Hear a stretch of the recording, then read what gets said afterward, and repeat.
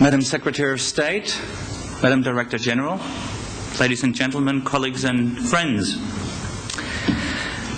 Norway has not only a long and strong tradition in outreach work, it's true, but in my opinion far too modest. Because it was Norway that also put outreach work on the political agenda in Europe already 15 years ago.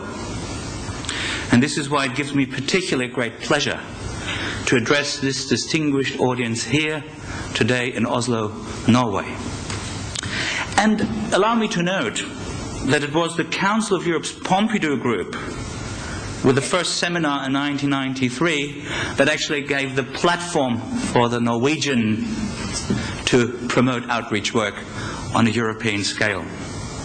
And I dug out from our archives this piece of vintage outreach, 1993, 22 to 24 February. But ladies and gentlemen, this was only the start of the story, because since then Norway has regularly moved Europe forward in promoting the concept of outreach work. I can therefore safely state that Norway and the professionals and volunteers working in this country in outreach are for many a European beacon for outreach work. Certainly, a guiding light until today is the European Manual on Outreach Work with young people, young drug users and young people at risk, which was developed by a European team under the leadership of Njål Petter Svensson, the lighthouse keeper, so to say. The manual was prepared in cooperation with the Norwegian Ministry of Social Affairs and the Center of Competence of the City of Oslo's Drug and Alcohol Service. I hope I had that correct, because it's even more difficult for me in Norwegian. And of course the Pompidou Group of the Council of Europe. The publication brought the great potential of outreach work in targeting young people at risk to the attention of a broad audience of decision makers, policy planners across Europe. The work of the group of authors has made a significant contribution to the widespread of outreach work across Europe and today's developments. We all should be learning from the outreach concepts, but also the Council of Europe and the Pompidou Group. We have learned from the outreach concept. Outreach is an important way of contacting and working with hard-to-reach groups. One of the key features of this approach is that problems are being met at the level where problems actually happen. And this is one of the keys to successful interventions, as we have understood ourselves. We at the Council of Europe, working with the integration of new member states from Central and Eastern Europe into the greater New Europe, we learned that traditional ways of top-down policy making could not meet the pressing needs of the people in an adequate time frame. Problems were huge, people were suffering. There was, and still often is, no time to wait for trickle-down effects. We had to reach out to where it all happened. The Pompidou Group has learned its lessons from this and started to work with local and regional authorities, because they were at the frontline level where drugs happened, HIV and other problems were existing in the face of the people. For an intergovernmental body, such as the Council of Europe, normally only bringing together national governments, this was a big step forward.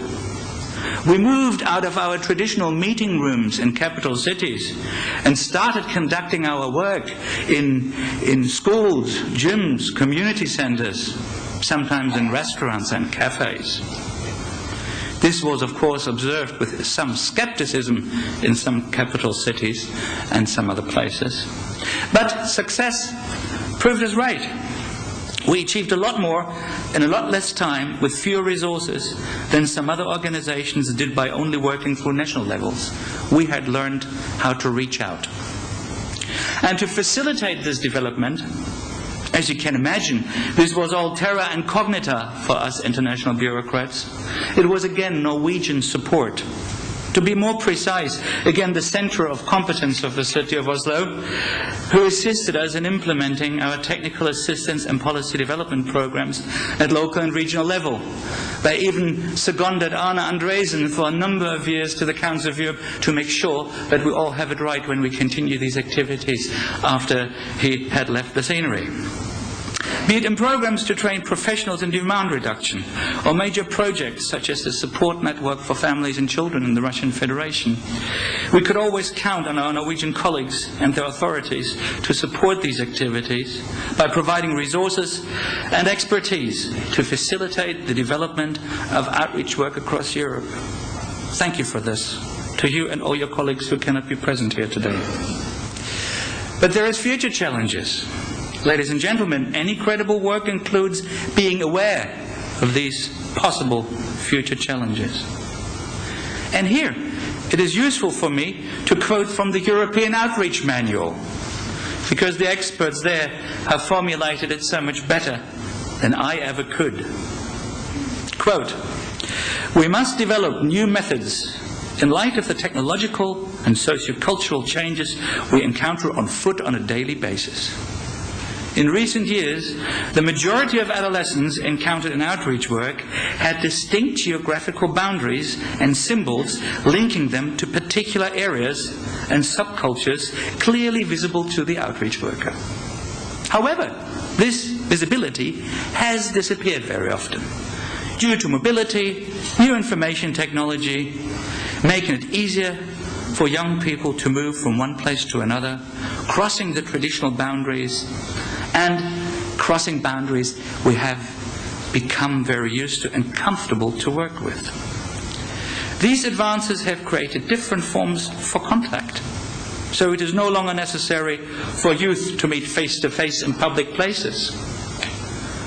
While outreach work must include street work, it must also involve the new technologies developing in cyberspace." Unquote.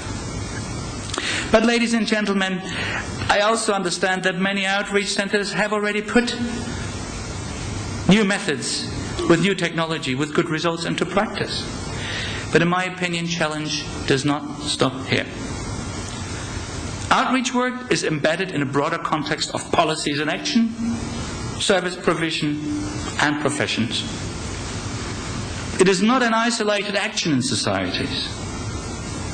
And successful outreach work has demonstrated to us how important it is to be connected in order to be respected, to cooperate in order to succeed, and to share successes in order to be able to gain resources.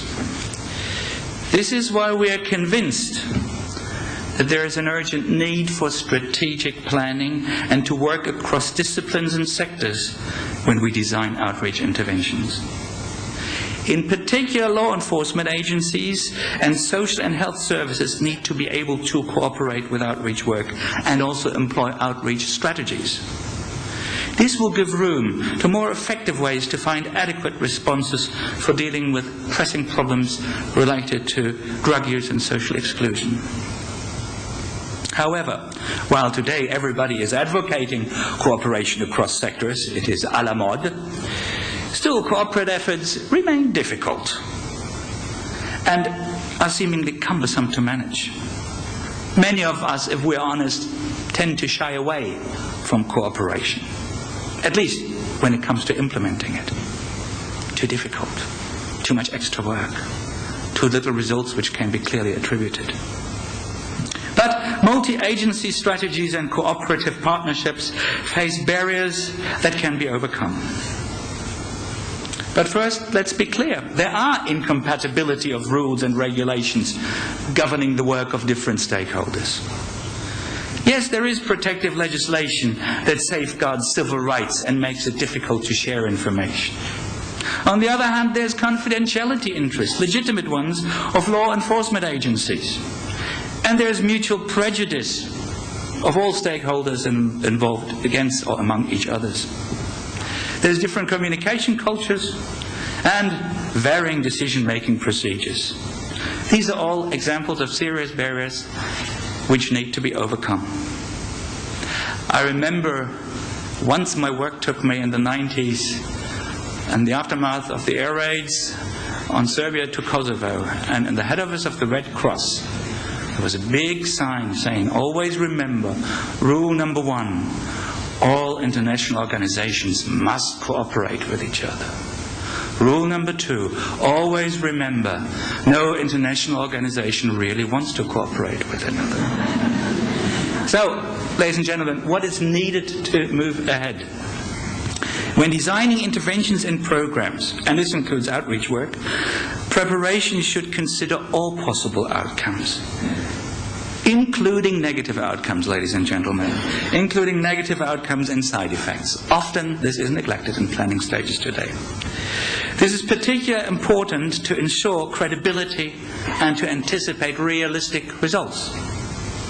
Limitations of stakeholders also need to be taken into account, and care must be taken to ensure that outcomes do not conflict or undermine other existing policies. Effective communication skills must be developed so that issues of distrust and questions of distribution of decision-making powers, which are permanently recurring issues in partnerships, will be addressed swiftly and adequately. Cultural blocks within various parts of the system or community need to be overcome through joint training and education. Underline joint. The training process as such can provide an excellent occasion for gaining insight into the objectives and potential constraints of the other service providers and actors we might be in need to cooperate with. If we do not succeed to work across sectors and cooperate with others, we will not be as effective in our work as we could.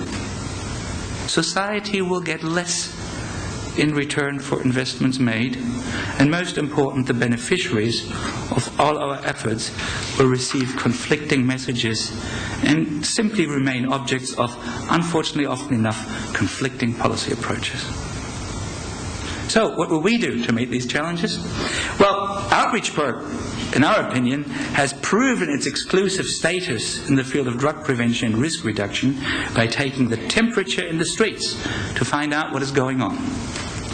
This unique position has been reinforced by the ability of this concept and the professionals working with the concept to adapt flexibly and work in close cooperation with others. This is why the Pompidou Group sees outreach work as a main line of work in the future activities of one of our projects called AccessNet. This is a European network of partnerships between stakeholders at frontline level responding to drug problems, providing experience and assistance for intersectoral cooperation. You see, the Europeans have even more complicated words than the people in Norway for their competence centers. But furthermore, we see outreach work as one of the key concepts in reaching high-risk families in drug prevention, which will be one of the paramount topics of the work plan for the Pompidou Group's prevention platform in the next years. And we're looking forward to take inspiration, expertise and results generated by this conference on board in our work and feed it into our action. But now, let me wish you good success with your work during this conference by quoting the early motto for the Salvation Army that many professionals claim is still valid for today's outreach workers. Keep your feet warm, your mind clear, and have a burning heart. Of course, I found this beautiful quote not amongst my own oeuvres, but I quoted this from the famous outreach manual. Thank you very much, ladies and gentlemen, for your attention.